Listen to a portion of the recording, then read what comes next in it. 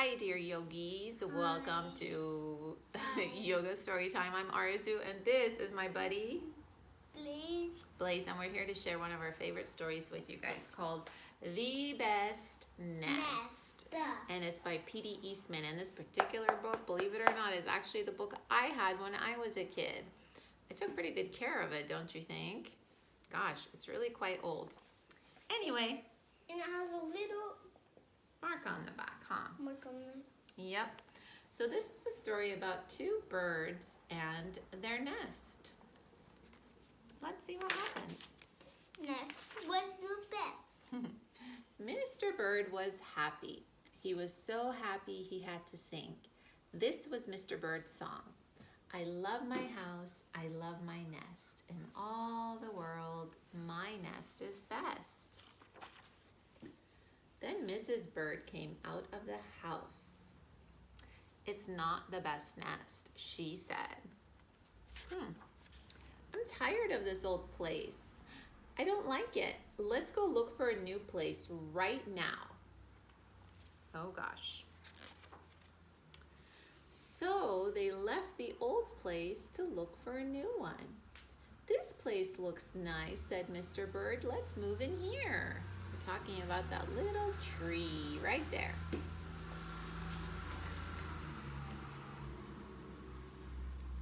But somebody else had already moved in.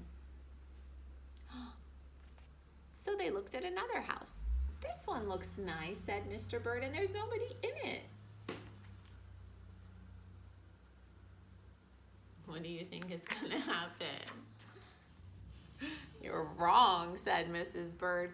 This house belongs to a foot.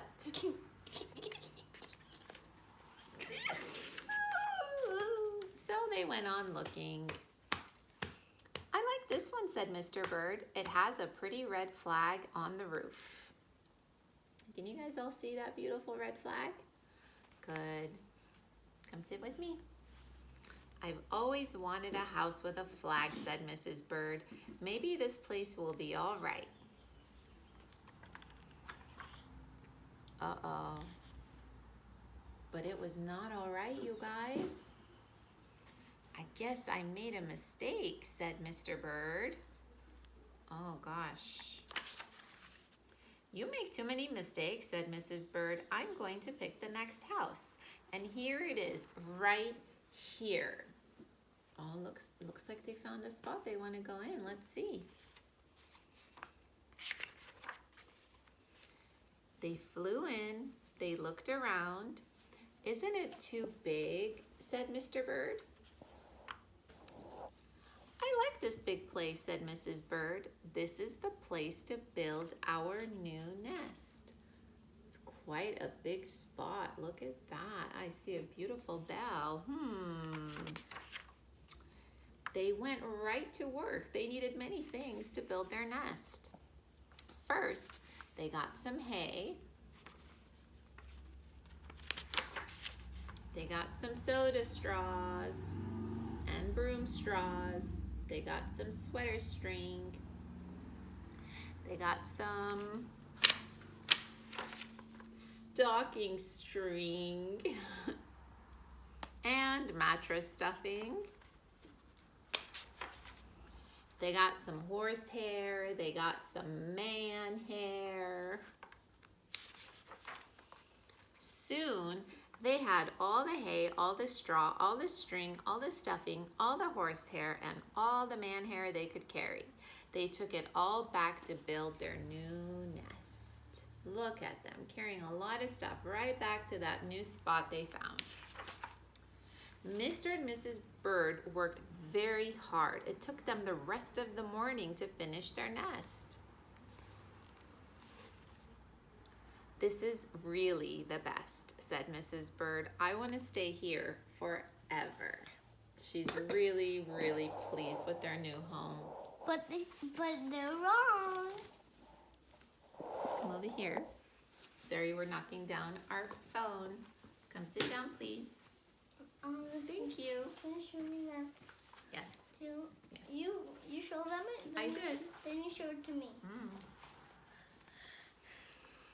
Mr. Bird was very happy to. He flew to the top of his house. He sang his song again. I love our house, I love our nest. In all the world, this nest is best. He was so busy singing, he didn't even see Mr. Parker coming.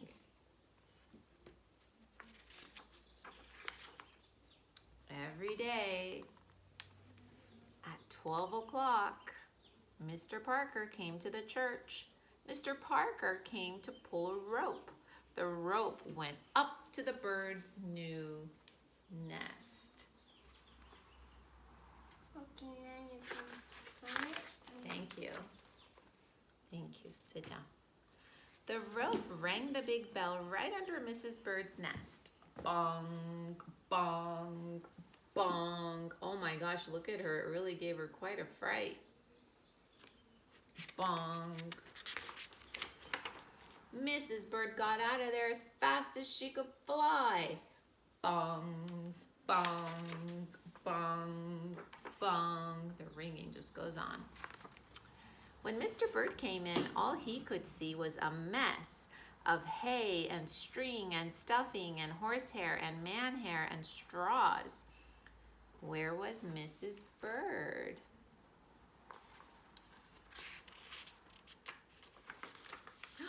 I will look for her until I find her, he said. He looked high, he looked low, he looked everywhere for Mrs. Bird. He looked down into a chimney, but Mrs. Bird wasn't there. You know, he's funny because she couldn't have gone in the chimney. He couldn't have. No, she couldn't have been there. He looked down into a water barrel, He couldn't have been but Mrs. Bird wasn't there. Maybe he thought she was taking a bird bath. Who knows? Then he saw a big fat cat. There was a big fat smile on the fat cat's face. There was some pretty brown feathers near the fat cat's mouth. Mr. Bird began to cry. Oh dear, he cried, this big fat cat has eaten Mrs. Bird. He thought the fat cat ate him. Because you see the little pretty brown feathers near the fat cat's mouth? Those were his clues. He thought perhaps he's eaten Mrs. Bird. But it wasn't. Mr. Bird flew off. I'll never see Mrs. Bird again, he cried. It was getting dark. It began to rain. It rained harder and harder. Mr. Bird could not see where he was going. Look at that terrible weather. Poor guy is crying. Crash! Mr. Bird bumped into something. It was his old house. That old house that Mrs. Bird hated. I'll go inside, said Mr. Bird. I'll rest until the rain stops. So he's gonna go in that house and take a little break till the weather changes. Cool, come sit with me here. Mr. Bird went in, and there was Mrs. Bird sitting there singing, I love my house, I love my nest, in all the world, this nest is best. Whoa, look at that. Look at Mr. Bird's face. He's certainly surprised. You here? Gasped Mr. Bird. I thought you hated this old nest. Mrs. Bird smiled. I used to hate it, she said, but a mother bird can change her mind. You see, there's no nest like an old nest for a brand new bird. Because the egg hatched. Yeah, they're gonna have a little baby bird soon. And when the egg popped open, the new bird thought so too. And they ended up living in their home forever and ever and ever. Are you guys ready to retell that story through yoga?